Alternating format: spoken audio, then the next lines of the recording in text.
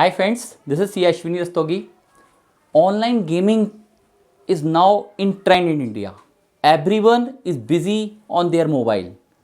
आपको पता है हर एक बच्चे मोबाइल खेल रहे हैं, क्या होगा इस देश का। तो आइए समझते हैं, इसको टैक्स कर देते हैं।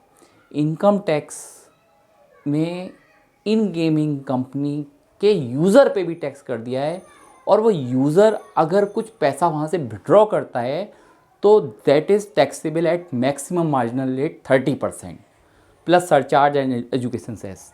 तो समझते हैं कैसे टैक्स होगा, कब विड्रॉल करना है, तो किसकी लायबिलिटी है टीडीएस डिडक्ट करने की। So taxation in respect of online gaming. So tax at the level of user, also at the level of gaming company. So this gaming company is liable to tax in India also.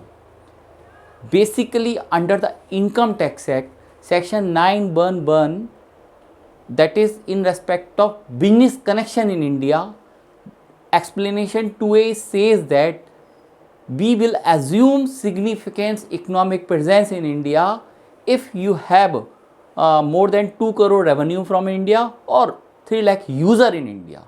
सो आपके user तो India में है, तो your company is liable to tax in India even though you are sited at outside India. So you have to pay Indian income tax. Your business income will be liable to tax in India because you have a significance economic presence in India, that is created a business connection in India. So ये तो हो गई बात उन companies के बारे में कि आपकी लायबिलिटी इंडिया में टैक्स की हो गई। अब आइए समझते हैं ये यूज़र का क्या होगा। तो बेसिकली इनकम टैक्स में सेक्शन 115(b)(b)(j ऐड किया गया है विद इफेक्ट फ्रॉम 1 अप्रैल 2023। तो यहाँ पर आप पे टैक्स लगाया गया है ऑनलाइन यूज़र के लिए, और वो टैक्स का रेट है 30% plus surcharge plus education cess. और इसकी लायबिलिटी टीडीएस डिडक्ट करने की लायबिलिटी इस गेमिंग कंपनी पे डाल दी है सेक्शन 194(b)(a) में। सो आपने 1 लाख विड्रॉ किया तो उस गेमिंग कंपनी से gaming company is liable to deduct your TDS at the rate of 30% plus surcharge and education cess. So gaming company now liable to tax in India.